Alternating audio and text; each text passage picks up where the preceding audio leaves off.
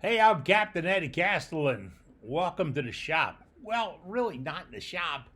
Close enough. I got some things I want to talk to you about. All you have to do, you know what the deal is? You have to watch. It's a big finger, isn't it? Wow.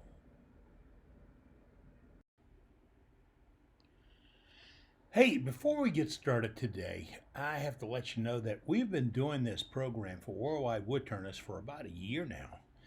And it's been an up and down road, but we're heading straight to the top right now.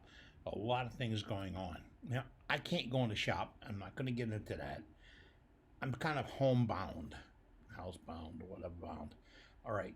But I got to let you know, I am having the best time in my life. Really.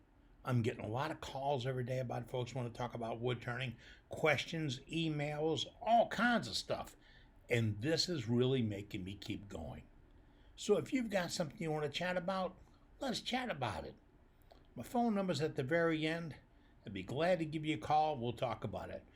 Now that you watched a little bit, stick around and watch it a little bit more.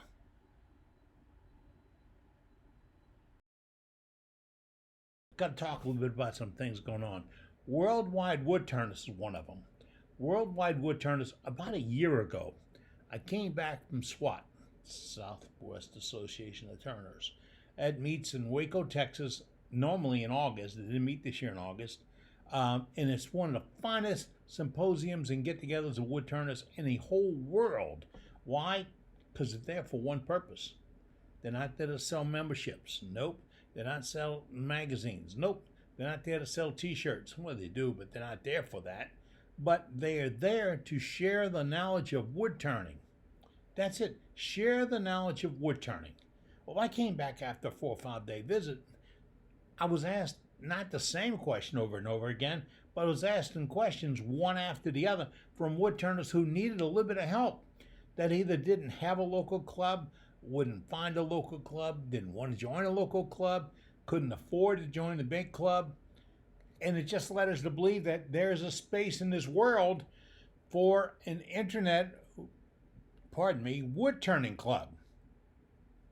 I came back, got with a whole bunch of my homies, my partners in crime, whatever you want to call them. No, I want to call them wood turners. I want to call them wood turners that shared my philosophy, is that we have some knowledge and you have some knowledge. And if we all share our knowledge, we'd all be better wood turners. That's where Worldwide Woodturners came from. Now, if you want to see more of what we do, go to our website, www.worldwidewoodturners.org. www.worldwidewoodturners.org. No commas and all this stuff. All right? And we also have email on there. We got a place to contact us on it. We have a newsletter each month. We have Facebook pages. We have Google things. All that stuff. It's all there to share information. So if you'd like to join us, we all get together once a week, Wednesday evenings, 7 o'clock p.m. Central Daylight Time, and you're invited to join. Hey, Martin joins us from Great Britain, and Donald's in Australia, and Kevin's in South America. We got Jason in Canada. Hey, we can have you too. You can just join us. Costs nothing. Gotta explain that. Costs nothing. This is a free club. But you know why we want you there? It's a free club, but we need what you know. We also have what you don't know. So if you want to get involved, this is the place to do it. We have all that going on. Right now, if you're into turning Christmas ornaments, we have a Christmas ornament challenge going on. Yeah, it's in our newsletter. It's pretty simple. Turn a Christmas ornament, send us a photograph, we'll show it to everybody in the world, and then you have to give it away. Yeah, that's it. That's it. But you have to do it by the day we vote, sometime in early November. Yeah, that's the deadline. But hey, this is your club. We can have any deadline we want. Right. Okay. A couple of weeks ago, I put out a YouTube, just like this one, and I posted on a couple of different sites. And I do own a company that sells online and by phone. Straight up. Most of y'all know I do. But that's not what this is about. This is about helping you turn wood. So a couple of weeks ago, I got to looking at Pinterest, Pinterest, and I saw some things because I was looking for something. So I went on the internet. I'm not permitted to go in the shop yet. Whole nother story. Leave it alone. All right. But I needed to keep busy, and had to keep busy with wood turning. Going for a drive is not comfortable. Going outside and even cutting my grass is not a good move. So I'm waiting here for the day when they're going to fix this. And I got to do things. And one was I was looking at other Christmas ideas and gift ideas that we can do that may make your life a little bitty bit what's going to make the wife happy, or the girlfriend, or both, or the boyfriend, or both. And hey, this is one of those things that we can all get into. What am I talking about? I'm talking about wood-turned jewelry. That's right, jewelry. I mean, we can, right off the bat, here's a nifty little piece. This is a ring that's been turned, and then they figured out how to hold it and chuck it and turn it a second time. You see that little, yeah, that was taken out. That was done on a lathe. How about that? And then I got a couple of really nice ones here with 3 levels of materials put together. Now, this is just getting started, okay? Because the creativity for this is right there. What you need to think about is you can do this, and it's not difficult. A lot of times you're reluctant to do it because you look in a catalog and you see this piece for a ring and this thing for a ring and that thing for a ring, and then they give you this arbor that you have to have and it's $50, and then you got to have this other thing and you got to buy a special drill bit. No, you don't. You don't need any of that. Okay? Let's start off right now. There's an arbor or a mandrel for turning rings on. This is a picture of it. It's made of metal. Okay? And I know a friend that made his on a CNC machine. Hey, I don't have a CNC machine.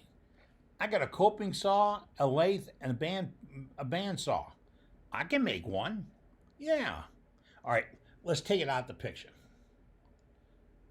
Okay, we can't take it out the picture, but what I can tell you is we're going to take a block of wood. Say it's an inch, inch and a half in diameter. We're going to chuck up in our 4-jaw chuck. It's good if you have it on a 10-inch chuck, but if you don't, you can still grab it, hold it, because you don't want any wobble in it, you don't want to move it, all right? And then we're going to step it up. How do you step it up? Get a couple of rings. Yeah, and you don't want it to be tight, but you want to be close. And what do you mean a couple of rings? I don't know. You got 5 or 6 in your house. Your wife's got a couple. Your daughter's got a few. Your sister-in-law, your girlfriend. They all have rings. So get those rings for an approximate size. Now, if somebody says, but I wear a 13. Well, I do. When I went to high school and they said, what size ring you wear? I wrote down 13. The lady called me back and said, no, we're not joking. I said, I'm not joking either. I wear 13. But if you need to do that, you can get a gauge. Now here's a picture of one that's metal, and it's got the rings, and it's got the bar. The bar is what you slip a ring down on to see what number it stops at, and that'll tell you what size it is. Now, the rings, you slip it on your finger, and if you like the fit, then that's the size you need to be there. But hey, let me caution you. That ring is narrow. I mean, itsy bitsy. So if that ring is real small, it might feel comfortable, but if you're going to do one that's 3/8 of an inch wide, or you go hog wild and do a 1/2 inch wide, it might not fit your finger right. I did a big one of the right size, and I didn't like it at all. But then look at all the bling I wear anyway. So you size it. Then you build your mandrel, or your arbor, or your holder rather, and you make it to where it'll fit this. Then what do? You drill the hole right down the center for a 1/4 bolt, right down the center. And then you get a stove bolt. You know what that is? That's the thing that's got the little, head with the countersink and all in it. You get a stove bolt, and you put it through and through. And when you tighten up the stove bolt, then the ends will expand and grab that piece without damaging it. All right, we're getting there, right? All right, we're getting there. I have one I made out of HDMP, HDVP, or something like that.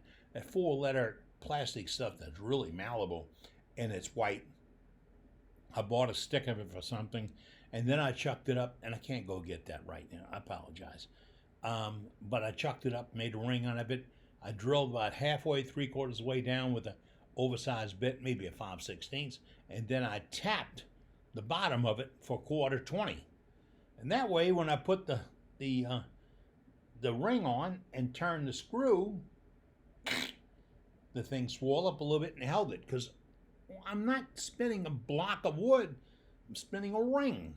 So that'll work. If you need to make your own, save $50, put it in the bank. All right.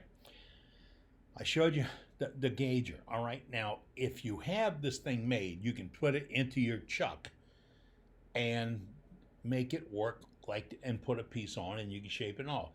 But let's get back to this. Suppose you don't have a chuck. Suppose you have a faceplate. Most lathes come with a faceplate. All right. Let's talk about faceplate here. We're going to take your regular 4-inch faceplate that came with your mini jet lathe or your Delta or whatever your brand you have, from Grizzly, Home Depot, Harbor Freight, whoever. They don't even sell a lathe at Home Depot, do they? All right. You got that 4-inch faceplate. Get you a block of 2x4. It could be 2x6. But get you a piece of 2x4 and anchor it to that faceplate. Put the right screws in all the holes. And hey, no drywall screws, okay? No drywall screws permitted. All right. You put them in there, and then you go on the other side and you mark with a mark slot where those holes are. Why? Because I don't want to hit those screws. Whatever I do on this side, I don't want to hit those screws. Why? They dull the hell out of your tools. All right. Now, I have this on here. I'm going to face it up, spinning on a lathe. It'd be spinning 3,000 RPMs. I don't care. I'm going to face it up. I'm going to put a hole right in the center that's going to fit my block of wood with a tenon on it, and I'm going to make that, okay? And I can make that between centers. Slip it in there, glue it up, bring the center up to it, and I have a mandrel spinning in front of me that does not require a chuck. All right, you getting there? Okay, now I have that mandrel. I'll do the same thing with drilling it and putting a bolt on the backside. Or remember, you have that little countersink to expand it a little bit. All right, it's going to pull it in and stretch it out a little bit, just like the commercial one does. We ain't inventing anything. It's water's water. All right, now we have that, and we can slip our piece on there. But what are we going to slip on there? Well, first we're going to bore the ring size into a block of wood. Now, I'm going to tell you, the prettiest I've ever done were end grain, but you can't always do end grain nicely because you got to pick a piece of end grain with a lot of character, a lot of figure, a lot of graining, all right? And then you can bore it to the right size. You can if you have to, hey, you have to. You put a block of wood on a double stick tape. I like the one that comes from Lowe's because it really sticks good. Double stick tape. I might be able to put the brand name in here because you can order it from Amazon.com, the brand name. And then you put it on that double stick tape and you bring it up, put your tail piece on it, your tailstock on it, and you push it on there. Get a cup of coffee. Give it a few minutes. You pull it away, it's going to stay there. But don't pull it away just yet. Now, let's knock the corners off. All right? With the tailstock up, knock the corners off. Keep it pressed up. Don't back it off. Don't be a hero. All right. Then we're going to pull it away, and we're going to easily take out that center. Easily. No forcing a bit. Do you have that? That's in the rules. No forcing a bit. We're going to take the center out. You can drill a pilot hole of 1/4, 3/8 of an inch with a twist drill. That's fine. And then you take a multi-tool or a small tool and you enlarge that hole slowly until you get it to the size you want. Now get this. This is your chance to shape up this thing. You've got it. You got it to the right size. You can check it with your gauge. You can measure on a micrometer. That'd be an expensive micrometer. It's just going to give you the size and that, and it compares to that, and be close enough. But then you finish the inside. That's right. Buff it all out, get it all done.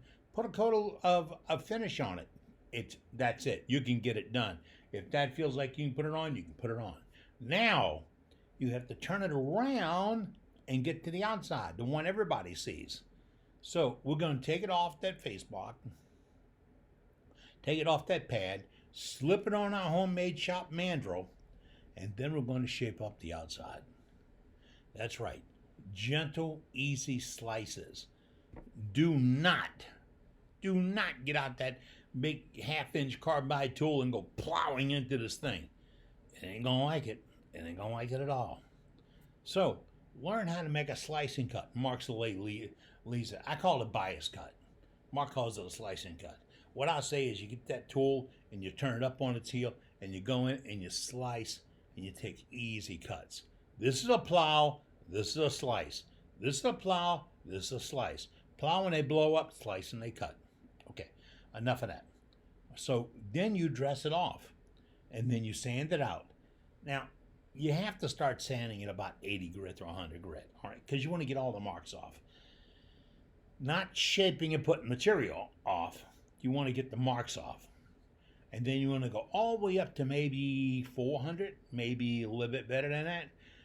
This stuff about going 1,000 and 2,000 and all that, I'm sorry, you ain't selling me on that. Okay, but if you buff it out, you won't have any marks. And the chatoyance, the cat's eye, the beauty of wood will come through a clear coat. But if your coat has got scratches because the wood's got scratches and nothing can come out, nothing comes out. It'll just look all right being flat and dull, but you don't want that. So now we shape the outside and we put it on there, and we get, remember, it's being held on our mandrel or our piece, our or the metal one if you bought the metal one. But all it takes is one drop of wax on that mandrel. One drop, one little touch to put it on there. When you put your ring on, and then when you get done turning the ring, you could sand it and buff it out, put your finish back on top of it, and it'll look like store-bought. No, I don't think it's going to look that bad. It's going to look better than a store-bought. So that's what you do. Now, let's talk a little bit about what is that what you do? Let's talk a little about what you're making. Okay. I said wood rings the other day on Pinterest, and I've got them that are made out of several layers of thin materials put together. I could clean up the shop floor and just find bits and pieces and glue them together, and that makes a nice piece. Remember to use the right glue. What would that be? I'd always stick with CA. And then I'll be looking at rings of mixed products. Maybe a piece of wood, a piece of corian, and a piece of aluminum between them. Where do you get the aluminum? Samples at Home Depot. Or cut a piece off of the downspout out back of its copper. Don't tell me how you did that. And put that in it. It's not harder than your tools, and you can machine it. It gives you a little bit of accent. Then let's stop being like this. Let's start going like this. Okay? You glue your block up, but before you have two pieces. Before you cut this out, kick it on that angle a little bit, and then make your straight cut and your straight cut, and the piece you end up with is got an angle on it like that. Now, that's going to really mess with your mind and your eye, because your focus on that joint of metal or whatever in there, or corian or epoxy or anything else, that's going to move, and that's what catches your eye. That's what makes it really unique. Now, if you're into casting, and that's a big deal now, and you're doing all these polys and all that stuff, every once in a while you'll be doing 2, 3, 4 colors, maybe, and you're going to have a little bit left. You always do. I always do. Get you another little container. Doesn't have to be big. It's got to be, maybe 1.25 inches round, and it's got to be maybe 1 inch high. That's a whole lot. and put it in there and mix it up. You've just created an epoxy ring blank. Really. Cast ring blank. Let it cure a couple of days. Put it in your pressure pot and push it down. But get it right. Let it cook and cure. And then when you machine it, be careful of the heat. That's why I don't like forcing the bits, the heat. Machine it, then you can start, just like we talked about. Then you're going to have a ring that nobody else in this entire world can make because you mixed it up. You whipped it together. You may have taken sawdust of different colors off the shop floor and sprinkled it into that when it was getting set up. Maybe you got some drill valve. Get this. If you go to a hardware store and look in their key making machine, it's got little chunks of metal, different golds and silvers and all this stuff. Just get a handful, clean it up a little bit. You can sprinkle that in your epoxy or your resin. Yeah, really get some dimension to it. But scraps of coriander are available at any place that sells kitchen countertops. I don't recommend using Formica. But if you can get the solid Formica, the solid colored Formica, that works a little bit too. Heats up a little bit. Be careful, you got to scrape it a lot. And then you'll end up with some nice stuff. Scraps of spalted wood do awesome rings. If you think it's a little bit weak, let's tighten it up a little bit of CA before we turn it. All right? But if you look at all the different signs and colors and shapes of rings that there are out there, you have to think about, I could take that. All right. And really, here's the bottom line, folks. You can build the rig you need to turn it with, and you can turn it on a machine you have, with the tools you currently have, with the finish you already have, using scraps of wood off the shop floor, and you can turn out some really nice stuff. Really nice stuff. Now, let's step it up a line and say you're going to use the inserts that you bond the wood on and all that. It's a whole nother ball game. Whole nother ball game. And the two parts that you snap together, whole nother ball game. But I was talking basics. If you want to take it a notch more, that's fine. But that's one item of things that you can make in ahead of time for holidays and for gifts and trinkets and all this. Remember, your grandkids all wear the same size. Just got to get the right grandkid the right size. But that's what we're going to focus on, is things you can do in your shop at a reasonable cost, and it's a skill builder. I use that term way too much, don't I? It's a skill builder. Everything you do to that ring, you can do to a bowl, but a bowl is larger. Everything you can do to that ring, you can do with your tools, except they have to be more exact. Everything you can do on that ring is a finish that you're going to put on something larger. Everything you can do on that ring pertains to everything else you can do in your workshop. Everything. I don't hear that argument about, oh, I don't do rings, I do bowls. I heard guys who believe they're artists say, I don't do ink pens. They're just, nothing. You know what? They don't do them because they're not good enough. That's all it is to it. We're going to talk about pen making another day. Really. And coming up, bottle stoppers. Yeah.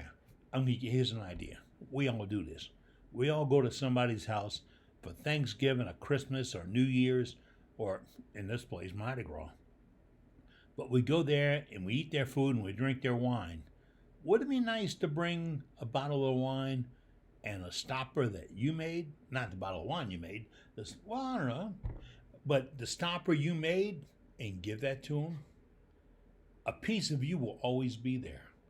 They will have something that you made for them. It's just an idea. It's just an idea. All right. Well, I'm Captain Eddie Castellan. You've been right here as I've been little making shavings. And remind you once again, if you don't know anything about Worldwide Woodturners, join us. Go to worldwidewoodturners.org. That's when we found out the details. In fact, on the cover page, I'm going to look right here.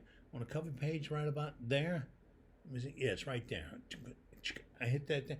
You like the sound effects? And it'll take me right to the meeting. Wednesday evenings, 6:30 p.m. Central Daylight Time. We open the doors 7 o'clock p.m. Central Daylight Time, we start chatting about wood turning, and we only talk about wood turning.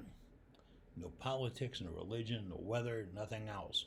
Only wood turning. And we're looking for you. Yeah, in fact, we had a seat open for you last week. I got to look at a few more of these rings. If I get a minute, I'm going to run some more to show you the rings. I really like this stuff. I got to look at, I know there was one on the list made out of plywood. I'm Captain Eddie Castellan. You stay safe, okay? Be good.